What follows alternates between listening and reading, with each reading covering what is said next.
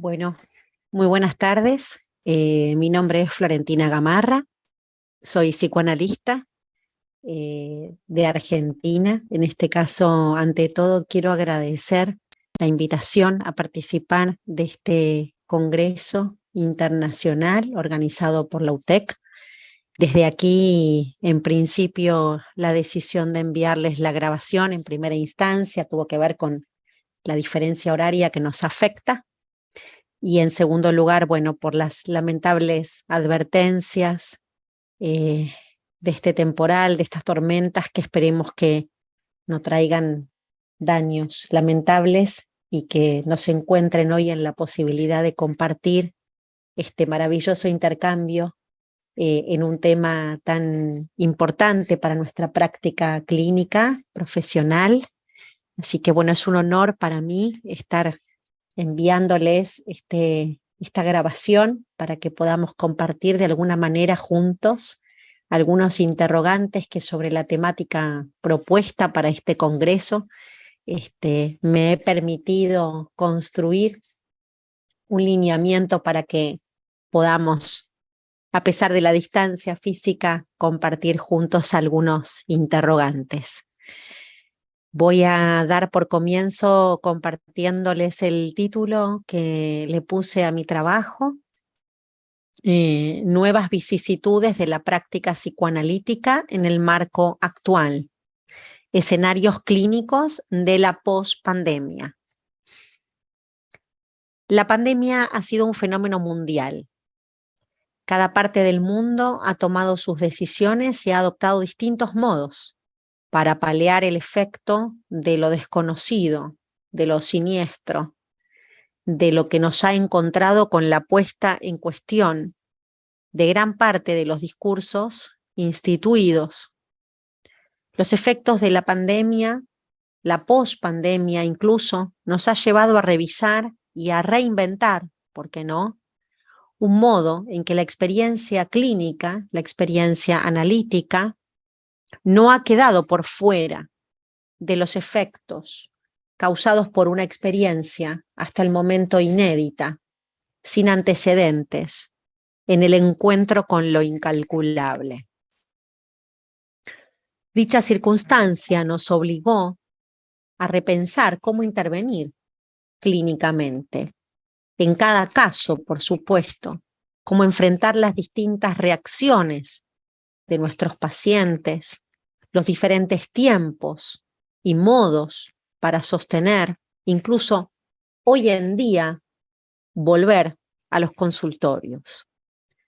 Podemos decir que el interrogante fundamental fue, en este caso, ¿qué orienta a un analista en esas condiciones? ¿Cómo sostener dichas entrevistas y nuestra posición como psicoanalistas? Bien sabemos que desde el marco psicoanalítico podríamos decir que de lo que se trata es de una práctica de lo singular, del caso por caso. Es imposible desde el marco psicoanalítico pensar en la universalidad, los pacientes, los casos con los que trabajamos. El psicoanálisis no es una clínica, sino de lo particular, de lo singular. En este sentido, ¿cómo podemos pensar que nos guía un método que no es para todos, que no se trata de una generalización? Y para ello, nuestra práctica nos lleva siempre a estar dispuestos a interrogarnos, no solo respecto de la teoría, sino también de nuestra posición como analistas. Entonces, voy a compartir con ustedes algunas líneas de pensamiento dentro de lo que es mi marco teórico, mi punto de referencia profesional dentro del psicoanálisis freudiano-lacaniano. Y en este sentido, pensaba a qué se refiere Lacan cuando habla de aquello que denomina la presencia del analista, ¿no? ¿Qué posiciones, digamos, que desde ya no se está refiriendo al hecho de que el analista esté o no en cuerpo presente en su consultorio? que no se trata en todo caso de una presencia de cuerpo solamente, sino que según lo formula en el seminario número 11, llamado Los 4 conceptos fundamentales del psicoanálisis, la presencia del analista la define allí como lo que atañe al lugar que ocupa en la transferencia y a la pulsación del inconsciente, su movimiento pulsátil en sus movimientos de apertura y cierre. Lo que causa el cierre, entonces, es algo que entrama y entraña a la transferencia misma. Es lo que designé, dice Lacan, como objeto A. Esto lo dice en 1963, 64. Es decir, que se va a referir al analista como un lugar muy particular, mucho más allá de la presencia, podríamos decir, que encarna su persona. En este sentido, ¿cómo poder pensar entonces una práctica posible que ha sido afectada de algún modo, interrogada, desafiada por estos acontecimientos que nos han tocado vivir a nivel mundial a partir de lo que hemos sufrido con una pandemia y un encierro que nos ha obligado a separar los cuerpos? Nada tiene que ver entonces con la diferencia entre una presencia virtual o efectiva. Esto es algo que nos ha tocado comprobar. Esto es algo que los analistas hemos tenido que comprobar haciendo una apuesta, claro está. En lo personal, les comento que si hacía algunos años alguien podía venir a decirme que existía la posibilidad de que ejerciéramos nuestra práctica a través de una pantalla, mi respuesta hubiera sido verdaderamente negativa. Y sin embargo, en el marco de estos acontecimientos hemos encontrado hallazgos, incluso hemos aprendido, hemos tenido que poner a disposición nuestras herramientas precisamente para sostener los tratamientos y nuestra función como analistas.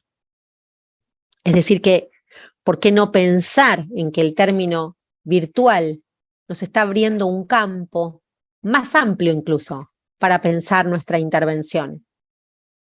¿Por qué reducir la discusión a si es lo mismo o no una sesión presencial que una sesión a distancia, si después de todo se trata de comprobar los efectos siempre a posteriori? El deseo del analista, o por lo menos lo que el psicoanálisis plantea como su función, es el concepto desde el cual se valió Lacan para dar una respuesta.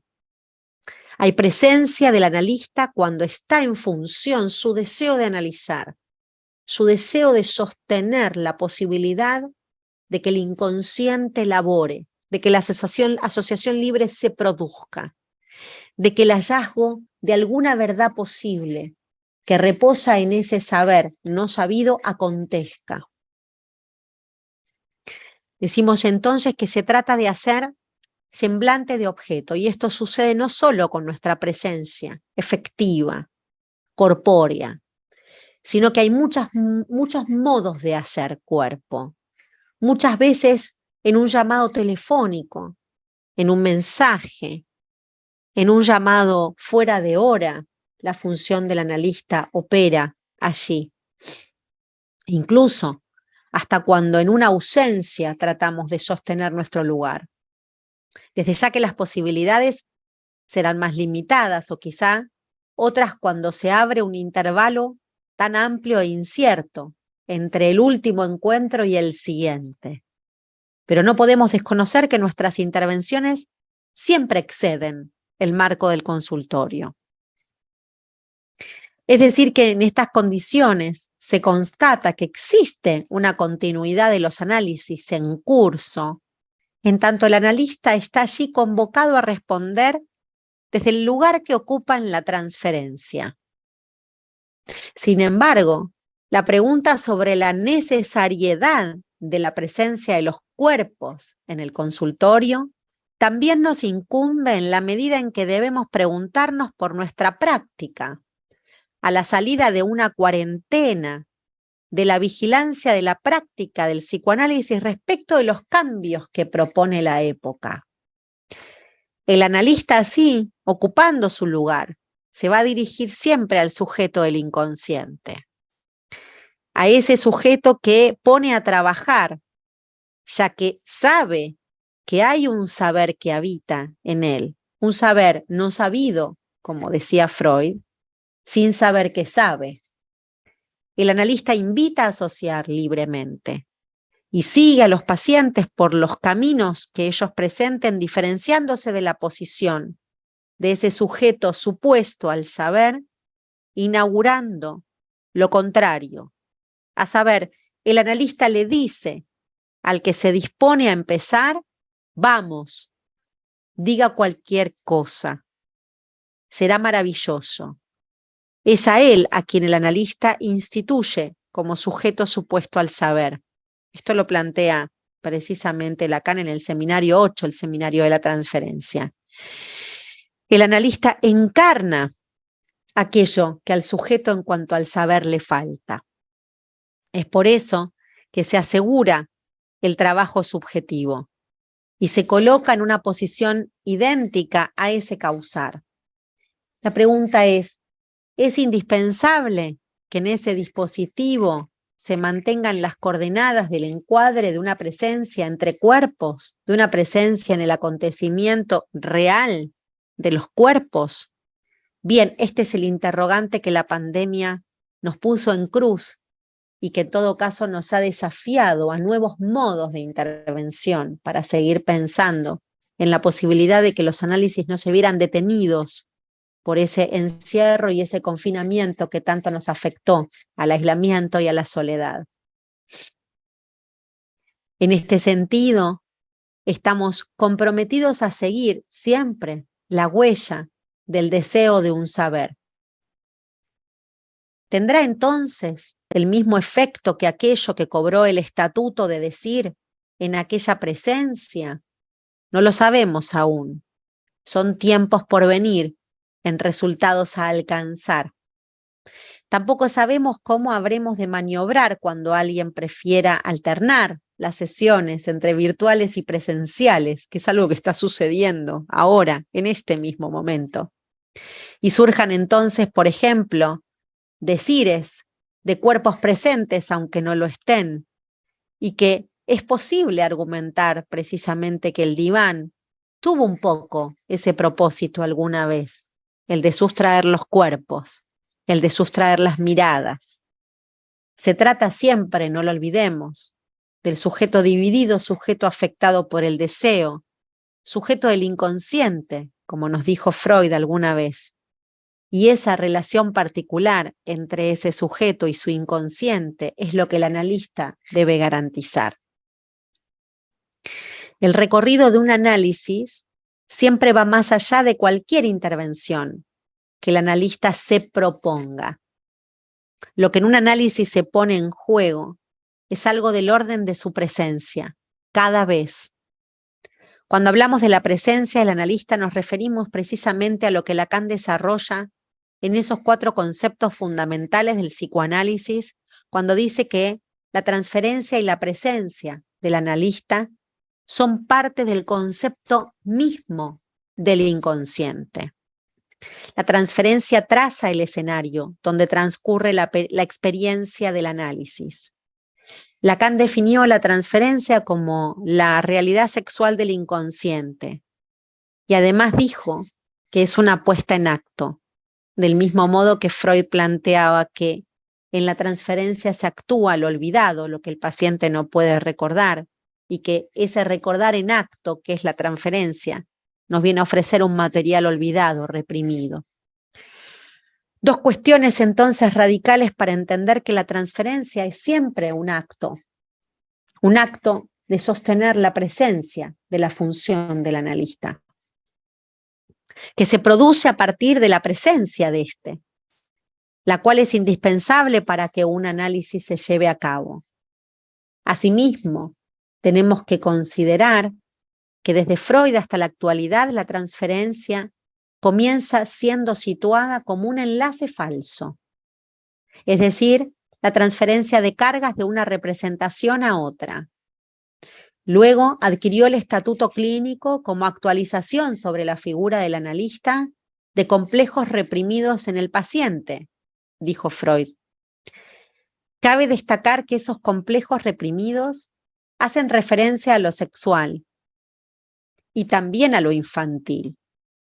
En la medida entonces en que ubicamos que de lo que se trata en un análisis tiene que ver con la pulsión, con el deseo, con lo reprimido, con el goce y, ¿por qué no?, con el amor. Es que es así que se compone entonces en juego, en tanto el analista presta su presencia, podemos ubicar ahora que esta presencia nada tiene que ver con la presencia real de un cuerpo, sino que no se trata precisamente de ese cuerpo llamado biológico, de ese cuerpo que se ve, sino que en esa puesta en juego hay algo, una mirada, una voz, una intervención en un momento en el que algo de su ser allí se ponga en juego. Freud nos enseñó que para intervenir no es indispensable la tópica del consultorio. Recordemos que Freud hasta atendía consultas de alguna persona que se le acercaba en los momentos en donde él se iba de vacaciones con su familia, y quizás en el hotel donde se hospedaba siempre alguna muchacha se acercaba para hacerle alguna pregunta. Y Freud destinaba largas horas de caminata, incluso durante su estadía por la playa, y conversaba con estas muchachas. Ahí podíamos decir, hay una intervención psicoanalítica puesta en juego, por supuesto. Durante muchos años la pregunta era si el psicoanálisis podía funcionar en los hospitales. Al menos aquí en Argentina, el psicoanálisis ha agarrado su terreno, ganado terreno en los hospitales no hace muchos años, y la pregunta era sobre su posibilidad de intervención. Hoy, por suerte, esa pregunta ya no se plantea. Bien sabemos cuán efectivas son las intervenciones que el psicoanálisis puede producir en cualquier institución, donde el padecimiento del ser humano, del ser hablante, instaure siempre una demanda, que se abra, haga un llamado a otro que pueda alojar a la palabra, alojar la necesidad de un decir, apalabrar el sufrimiento, interrogarlo, hacerle un lugar, y con ello abrir una vía posible para el advenimiento de lo que para el psicoanálisis constituye el terreno nodal de un sujeto. Mejor pues que renuncie quien no pueda unir a su horizonte la subjetividad de su época, decía Lacan. Pues ¿cómo podría hacer de su ser el eje de tantas vidas aquel que no supiese nada de la dialéctica que lo lanza con esas vidas en un movimiento simbólico? Esto lo dice en 1953 en un texto llamado Función y campo de la palabra y el lenguaje en psicoanálisis. Mejor pues que renuncie quien no pueda unir a su horizonte la subjetividad de su época. El contexto de pandemia, entonces, nos convocó a interrogar algunos aspectos de la práctica psicoanalítica, tanto en relación al encuadre como a la posición y función del analista. Nos invitó a repensar como fuente de lo traumático, cómo operar allí, el valor de la presencia del analista como una forma de corporeizar y sostener el valor de la palabra, independientemente de que su cuerpo se encuentre en una presencia del orden de lo real del cuerpo. Frente a la amenaza de un discurso que totalizaba y sin retorno imponía una distancia devastadora, poder sostener las consultas en el marco de estos inventos virtuales hizo que siguieran teniendo lugar las transferencias efectuadas, los trabajos iniciados, y este trabajo que siempre invita a que el inconsciente acontezca en asociación. Tiempos de confinamiento, reviviscencias de un desamparo que puso en jaque al deseo y nos enfrentó a lo temido, llevando nombre de virus, estableciendo un abrochamiento entre pandemia y castración, limitación, acercamiento a la idea de muerte. Se trata de un momento en que la angustia marca siempre la presencia de la emergencia de un real, de época y ciencia, que se avecina como un imposible de soportar. El escenario circunscripto por la pandemia puso de relieve la proliferación de un uso tecnológico como medio de posibilitar las relaciones humanas. Videollamadas, Zoom, Skype, se impusieron como nuevos modos de lazo subjetivo. La voz y la mirada, objetos que a través de dichos dispositivos devienen presencia. ¿Qué vicisitudes plantea la práctica analítica en el contexto actual? El inconsciente, nos dice Lacan, es un concepto que no puede separarse del de la presencia del analista. De este modo, podemos decir que la presencia del analista ya es una manifestación del inconsciente.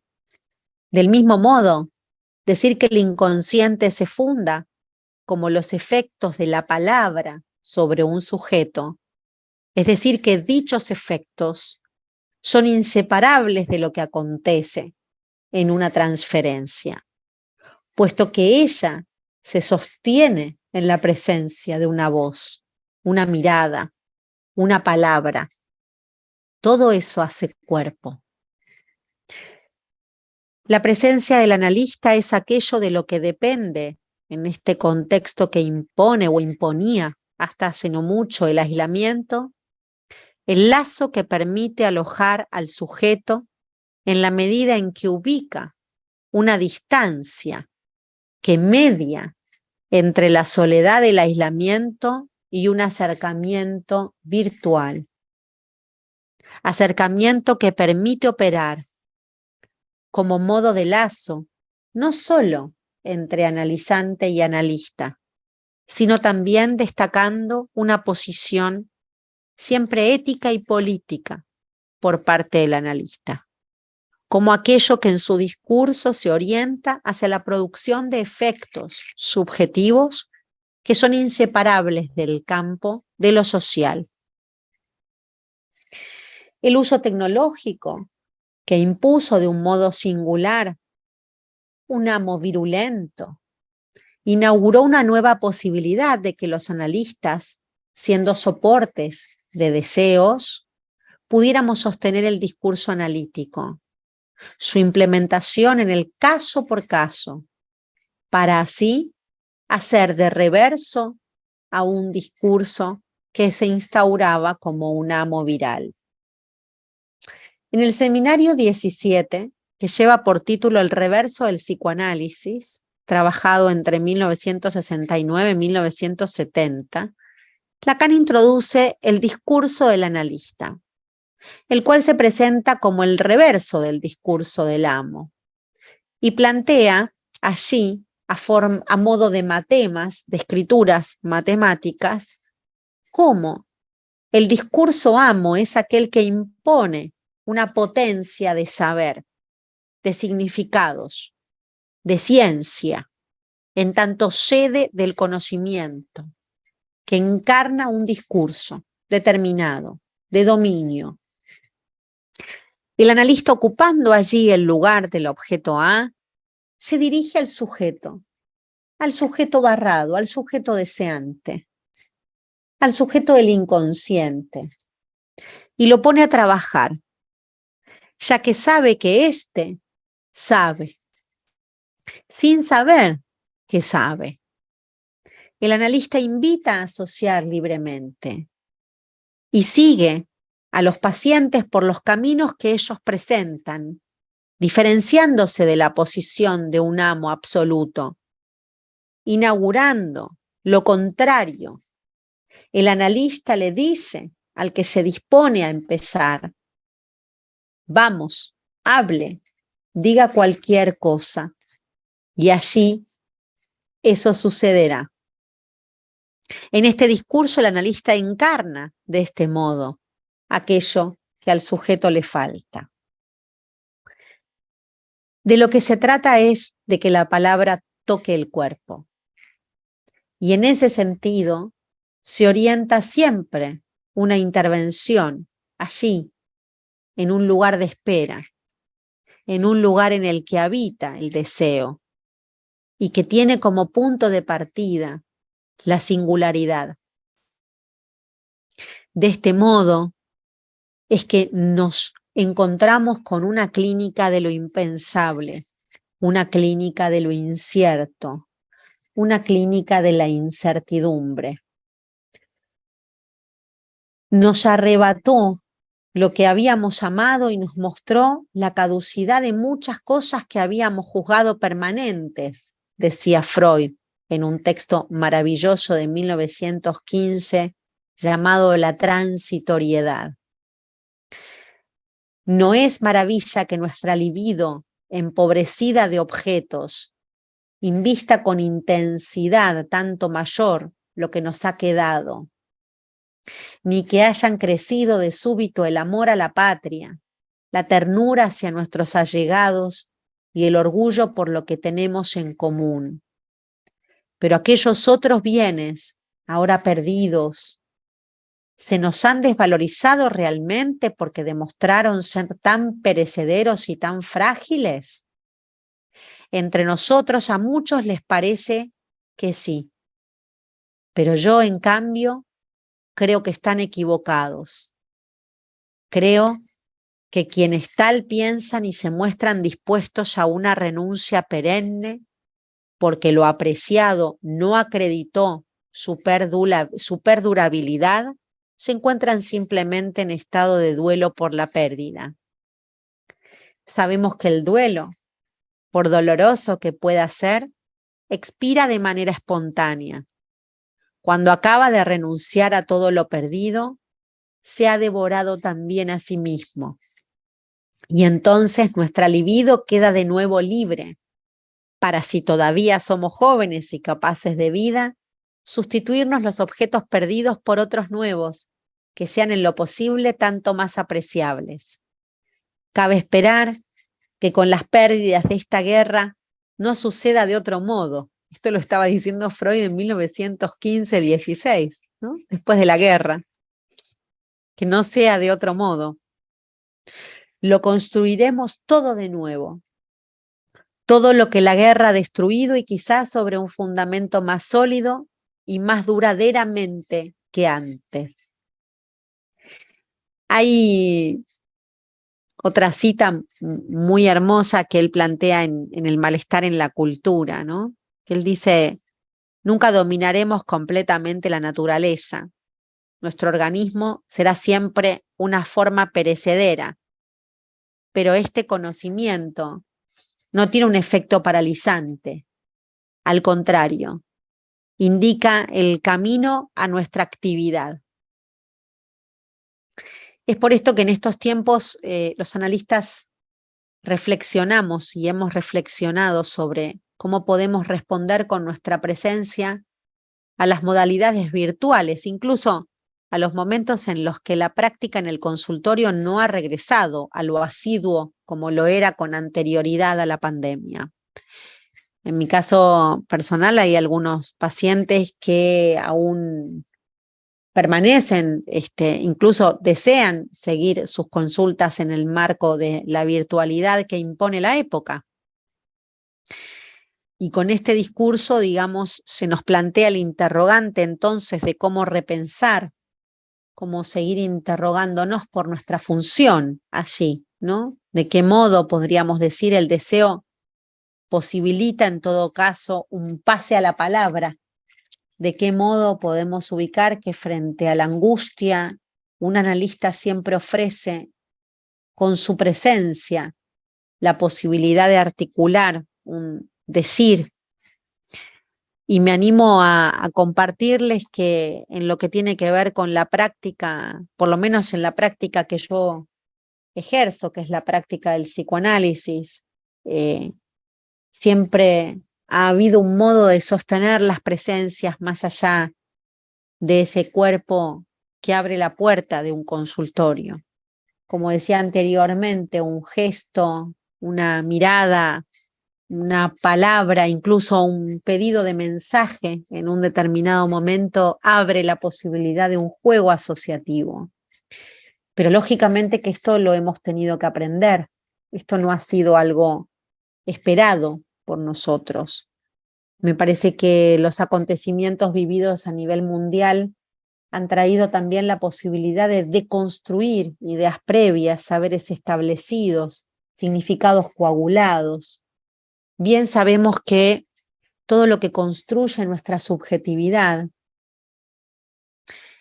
plantea siempre una posición articulada con lo social, ¿no? Es decir, si pensamos en lo que se ha modificado a nivel mundial, podríamos decir que se han visto afectados nuestros sistemas de creencias, se han visto afectados nuestros significados coagulados, podríamos decir, parafraseando a una socióloga y psicoanalista argentina, Silvia Bleichmar. Ella hablaba de esos significados coagulados que constituyen nuestra identidad, ¿no? Esta identidad sobre la que nos valemos, sobre la que nuestro yo busca su afirmación. Y esta autora planteaba algo muy interesante. Ella decía que no era lo mismo el aparato psíquico que la subjetividad. Ella pensaba que la subjetividad se construía en un entramado social, que la subjetividad, a diferencia del psiquismo, que por supuesto, siguiendo a Freud, es atemporal, la subjetividad, en cambio, no puede sino constituirse en coordenadas de espacio-tiempo, en coordenadas que implican el lazo con lo social, eso social que en todo caso nos antecede, nos marca, nos determina, esa singularidad que no ocurre sino en la trama de un efecto social. Entonces, ¿cómo poder pensar, ¿no?, la función del analista también atravesado por estas coordenadas sociales y cómo poder allí sostener esa subjetividad como un actor social incluso? Es lo que abre, me parece a mí, que el cruce de discursos, digamos, en donde el psicoanálisis no puede seguir siendo observado como una práctica de lo individual. El psicoanálisis no es una práctica de lo individual. El psicoanálisis es una práctica que está enlazada a lo social, porque lógicamente estas coagulaciones, estos sentidos, esto que hace que en todo caso alguien reconozca su identidad en el marco del lugar que ocupa en un contexto determinado, también es algo con lo que nosotros trabajamos en nuestros consultorios. Y entonces, creo que si lo pensamos incluso desde un punto de vista constructivista, ¿no?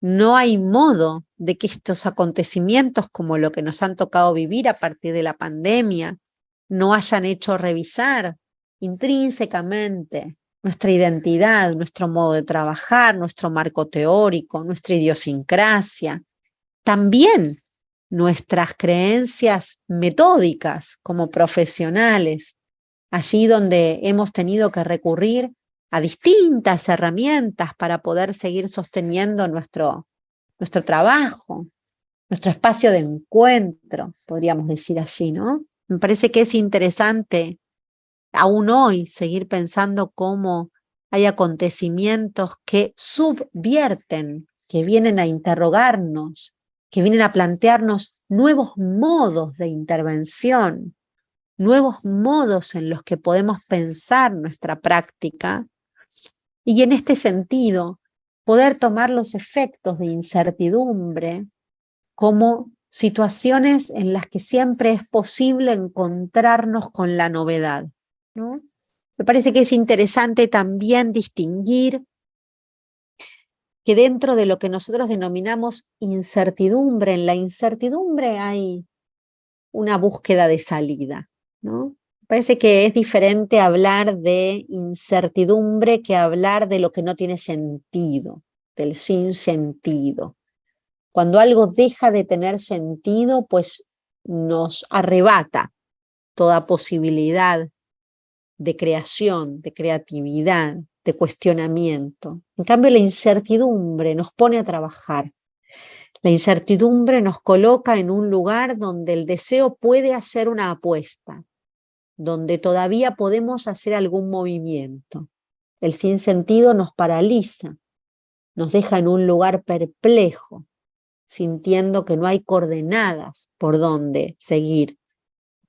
Entonces, en este punto, digamos, cuando elegí el título de esta presentación y lo que tiene que ver con esto que llamamos las nuevas vicisitudes, ¿no?, de esta práctica en el marco actual, es pensar que los escenarios clínicos también están sujetos a modificaciones, pero que en tanto y en cuanto los analistas nos encontremos alineados en nuestra posición, ¿no? Esa posición que nunca garantiza nada, pero que en todo caso de lo que se trata es de poder hacer allí, también con lo incalculable, también con lo que no esperamos. Se trata de eso, ¿no? Digamos, que nos ha tocado atestiguar en muchos casos la posibilidad inherente a perder, la posibilidad inherente a la angustia, la posibilidad inherente